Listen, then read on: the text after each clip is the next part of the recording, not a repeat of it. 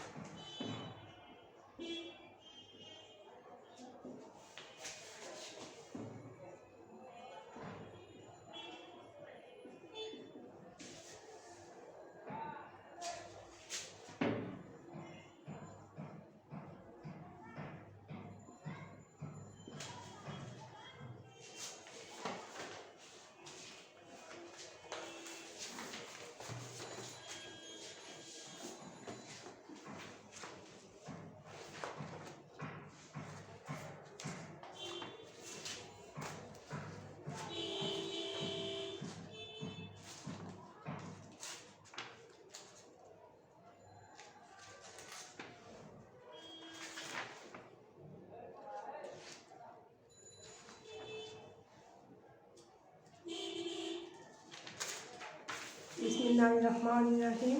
দোসাইদ একে school and কলেজের একাদশ শ্রেণীর শিক্ষার্থীবৃন্দ, সবাইকে আসসালামু আলাইকুম। আশা করি সবাই ভালো আছো। আজকে তোমাদেরকে আমি মূলধন চ্যাপ্টারের একটা সৃজনশীল প্রশ্ন সিটি পরীক্ষার জন্য পড়াবো, তোমরা পড়বে, এটা ইম্পর্টেন্ট। দেখো, এখানে উদ্দীপকটা লিখেছি, কামাল সাহেব স্বল্প পুঁজি নিয়ে ঢাকা শহরে একটি পোলট্রি শিল্প স্থাপন করে।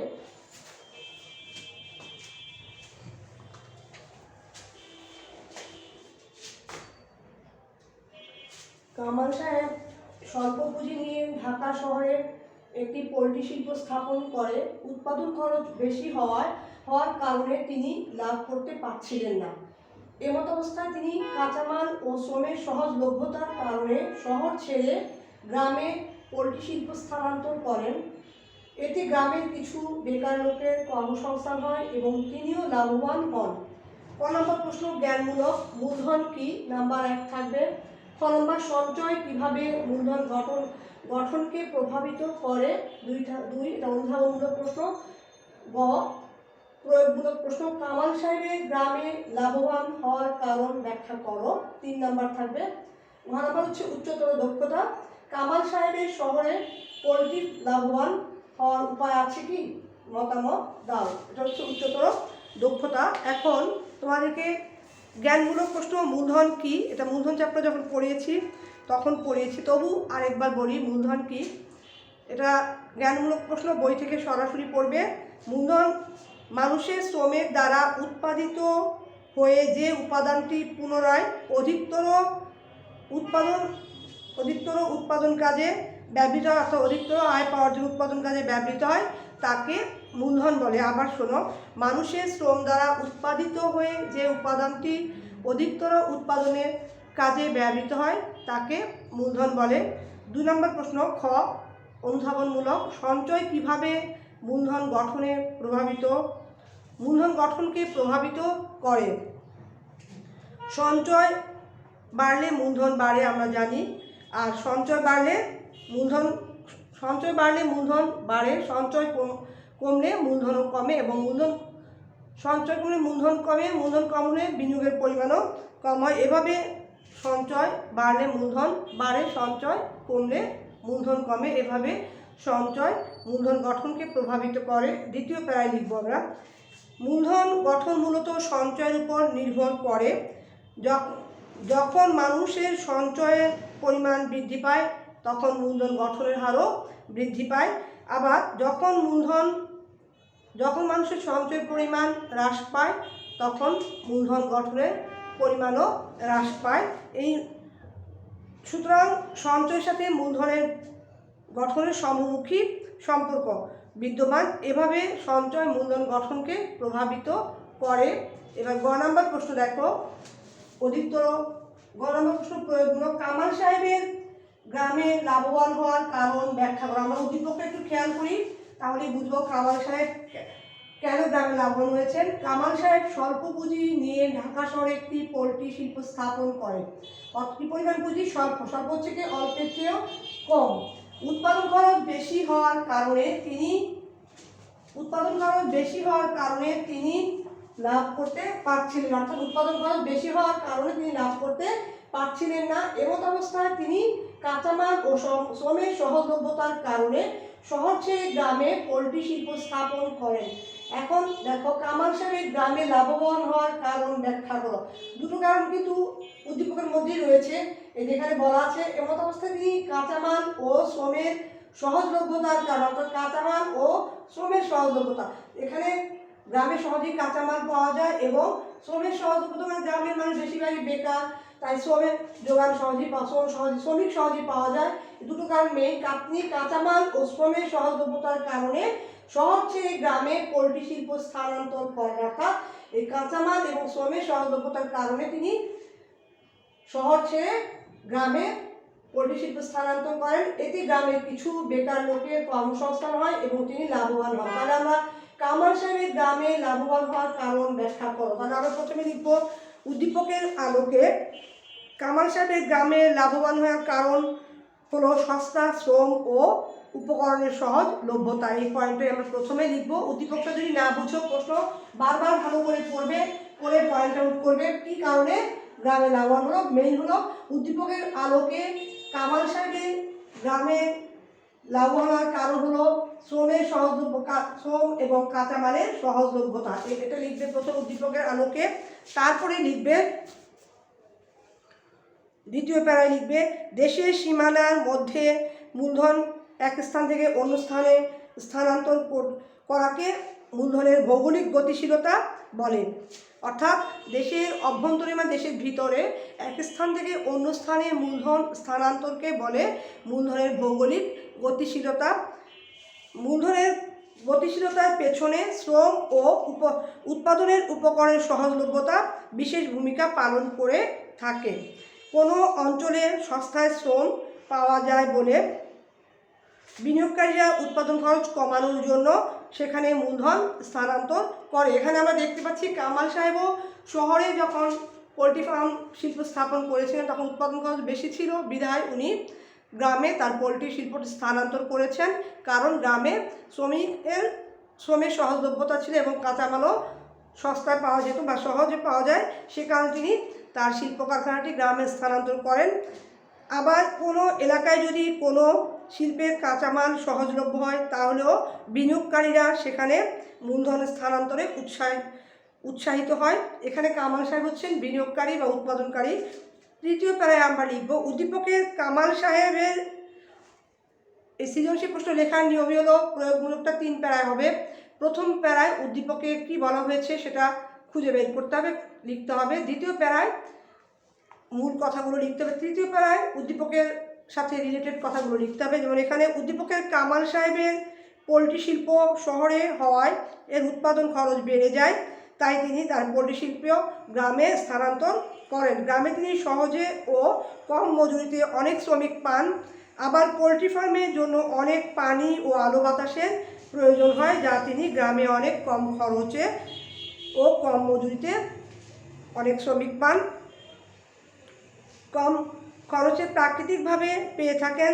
আবার পোলট্রি ফার্মের জন্য অনেক পানি ও আলো বাতাসের প্রয়োজন হয়, যা তিনি গ্রামে অনেক কম খরচে প্রাকৃতিকভাবে পেয়ে থাকেন। এর ফলে কামাল সাহেবের পোলট্রি শিল্পে উৎপাদন খরচ হ্রাস পায়। মূলত এসব কারণেই কামাল সাহেব গ্রামে শিল্প স্থানান্তর করে লাভবান হন। এখন ঘ নম্বর প্রশ্ন উচ্চতর দক্ষতা। এখানে কামাল সাহেবের শহরে পোলট্রি লাভবান হওয়ার উপায় আছে কি? মতামত দাও 4 নম্বর, এটা 4 প্যারায় লিখতে হবে।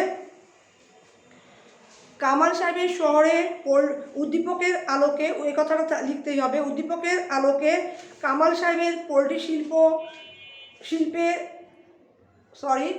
উদ্দীপকের আলোকে কামাল সাহেবের শহরে পোলট্রি শিল্পে লাভবান হওয়ার উপায় আছে, তবে তা বেশ কষ্টকর। আছে লিখে কমা দিয়ে লিখতে হবে, বেশ কষ্টকর। কামাল সাহেবের গ্রামে পোলট্রি শিল্প স্থানান্তরের মূল কারণ ছিল উৎপাদন খরচ বেশি হওয়া। গ্রামে তিনি কম খরচে শ্রম ও উৎপাদনের উপকরণগুলো পেয়েছেন বলে লাভবান হয়েছেন। তবে শহরেও শ্রম ও উপকরণগুলোর যথাযথ ব্যবহারের মাধ্যমে তিনি লাভবান হতে পারেন। কীভাবে যথাযথ ব্যবহার হবে?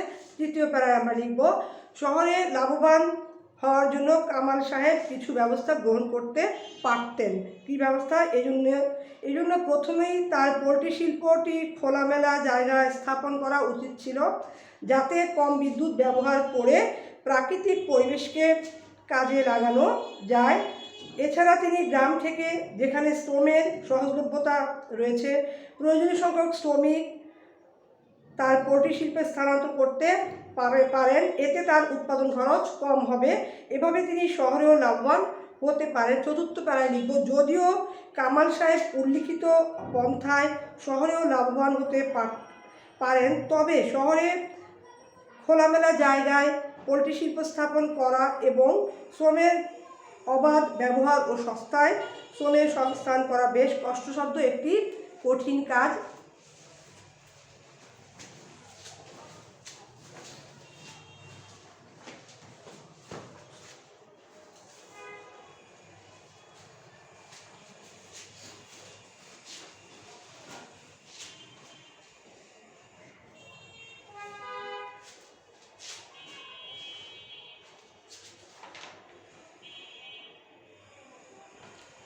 তোমাদেরকে আগে 27 তারিখে ক্লাসে একটা রিকার্ডোর খাজনা চ্যাপ্টার একটা উদ্দীপক দিয়েছি সৃজনশীল প্রশ্ন, এবং গত ক্লাসে 1 তারিখে ক্লাসে আরেকটা দিয়েছি উদ্দীপক। এগুলো মন দিয়ে পড়বে, মনোযোগ সহকারে ফলো করবে, এবং কয়টা সংক্ষিপ্ত প্রশ্ন দিয়েছিলাম 12টা না 15টা, এগুলো সব দেখবে যাতে পরীক্ষায় ভালো করতে পারো।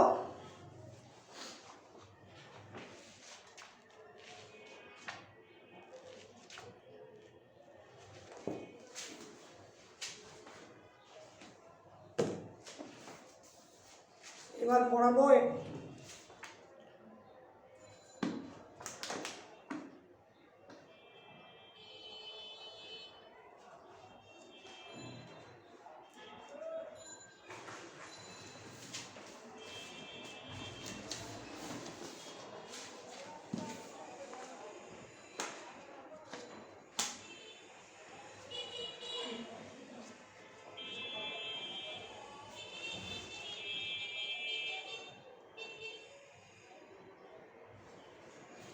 এবার বাংলাদেশের অর্থনীতি দ্বিতীয় পত্র পড়াবো।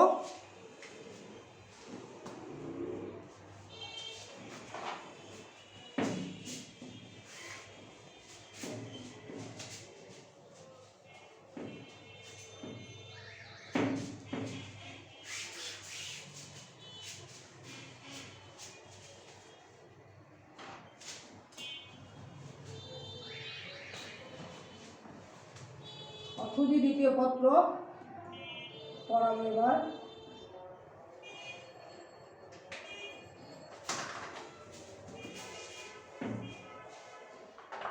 বৈশ্বিক পরিপ্রেক্ষিতে বাংলাদেশের অবস্থান এবং ভবিষ্যৎ সম্ভাবনা পড়াবো। বৈশ্বিক পরিপ্রেক্ষিতে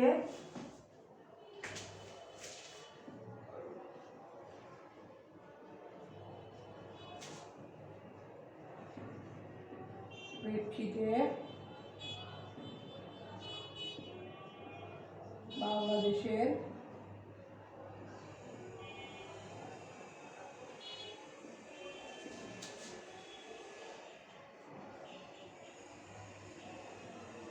অবস্থান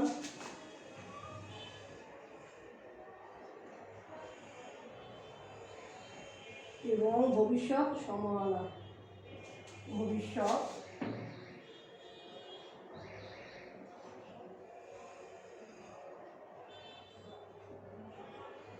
সম্ভাবনা।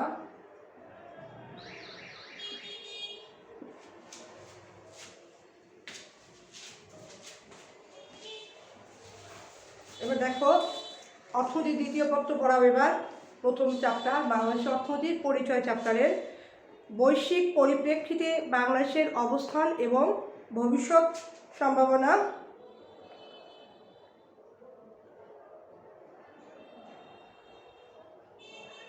বর্তমান যুগ বিশ্বায়নের যুগ অর্থাৎ গ্লোবালাইজেশনের যুগ। বিশ্বায়ন হচ্ছে এমন একটি প্রক্রিয়া যা অধিক জনগণের মধ্যে অবাধ পারস্পরিক ক্রিয়া প্রতিক্রিয়ার দ্বারা মূলধন বাজারের সমন্বয়ে পণ্য ও সেবার অবাধ লেনদেনকে বোঝায়। এর ফলে বিশ্বব্যাপী অধিক বাজার, অধিক ব্যবসায় এবং অধিক অর্থনীতির মধ্যে প্রযুক্তির মাধ্যমে যোগাযোগ ঘটে। ইউরোপিয়ান ইউনিয়ন এ প্রসঙ্গে বলেন, globalization is the process by which interaction between more people and before between more business, more markets and more economics around the world is being enabled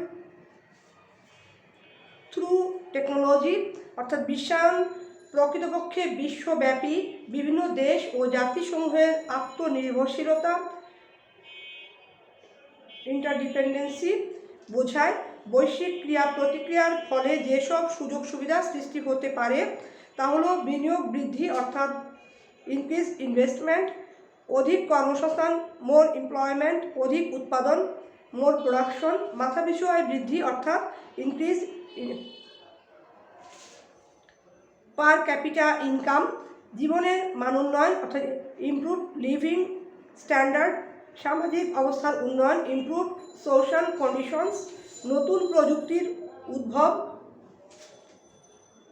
জনশক্তি অর্থাৎ ম্যান পাওয়ার, মানব সম্পদ উন্নয়ন, শিল্পায়ন ও নির্ভরযোগ্য উন্নয়ন, পরিবেশ সুরক্ষা, এগুলো বৈশ্বিক বা বিশ্বায়নের মাধ্যমে উন্নয়ন সম্ভব।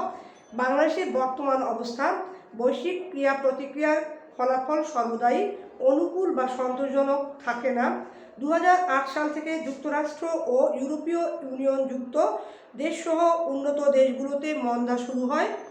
উক্ত দেশ ও অঞ্চলের উপর নির্ভরশীল দরিদ্র ও উন্নয়নশীল দেশগুলোতেও উক্ত মন্দার অভিঘাত পড়ে।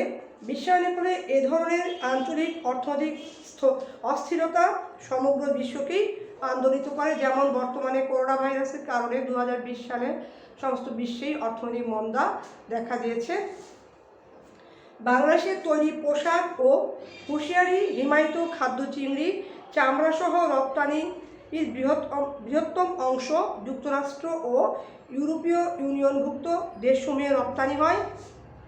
বিশ্বব্যাপী এই অর্থনৈতিক মন্দার সময়ে বাংলাদেশের কৃষিখাতের শক্তিশালী ধারাবাহিক প্রবৃদ্ধি অর্জন, বিভিন্ন দেশ ও অঞ্চলের সাথে অর্থনৈতিক জোট গঠন এবং ইউরোপীয় ইউনিয়ন সহ বিভিন্ন দেশের সাথে জিএসপি অর্থাৎ জেনারেলাইজড সিস্টেম অফ প্রেফারেন্স বা কোটা সুবিধা বিদ্যমান থাকায় পোশাক শিল্পের রপ্তানি আয় সম্প্রসারণ, সময়োপযোগী আর্থিক ও রাজস্ব নীতি বাস্তবায়নের ফলে রাজস্ব আদায়ের উচ্চ হার, মুদ্রাস্ফীতিকে বা মূল্যস্ফীতিকে নিয়ন্ত্রণে রাখার চেষ্টা, উচ্চ বাজেট ব্যবস্থাপনা, প্রণোদনা প্যাকেজ বাস্তবায়ন, রেমিটেন্স প্রবাহ শক্তিশালী করার লক্ষ্যে নতুন নতুন শ্রম বাজার অনুসন্ধানে পদক্ষেপ গ্রহণ এবং বাস্তবায়ন প্রভৃতির কারণে বৈশ্বিক মন্দা বাংলাদেশের সামগ্রিক অর্থনীতিকে তেমন ক্ষতিগ্রস্ত করতে পারেনি। ইতিমধ্যে অস্ট্রেলিয়া, নিউজিল্যান্ড, কানাডা ও সুইডেন সহ মোট 62টি দেশে নতুন শ্রম বাজার সম্প্রসারিত হয়েছে। এছাড়া সরকার বিদ্যুৎ, জ্বালানি ও অবকাঠামো খাতে ব্যাপক সংস্কার কর্মসূচি গ্রহণের মাধ্যমে উৎপাদন ও বিনিয়োগ ক্ষেত্রে ইতিবাচক পরিবর্তন সাধনে সচেষ্ট রয়েছে। নানা প্রতিকূলতা সত্ত্বেও 2009 হতে 2014 সাল পর্যন্ত বাংলাদেশে জিডিপির গড় প্রবৃদ্ধি অর্জিত হয়েছে 6% উপর, বর্তমানে 7% উপর। এরূপ বৈশ্বিক সম্পর্ক অর্থনীতির বিভিন্ন খাতে প্রত্যক্ষ অথবা পরোক্ষ অভিঘাত সংযোজন করেছে। এক সময় কৃষিতে শ্রমশক্তি প্রায় 80% নিয়োজিত ছিল। দারিদ্রতার হার অতীতে প্রায় 50% ছিল, কিন্তু বর্তমানে কৃষিতে শ্রমশক্তির হার হ্রাস পেয়ে শিল্প ও সেবা ক্ষেত্রে শ্রমশক্তির হার বৃদ্ধি পেয়েছে। দারিদ্র্যের হার পূর্বাপেক্ষা অনেক হ্রাস পেয়েছে, মাথাপিছু আয় বৃদ্ধি পেয়েছে, মানুষের জীবনযাত্রার মানও পূর্বাপেক্ষা বৃদ্ধি পেয়েছে, ফলে গড় আয়ুষ্কালও বৃদ্ধি পেয়েছে।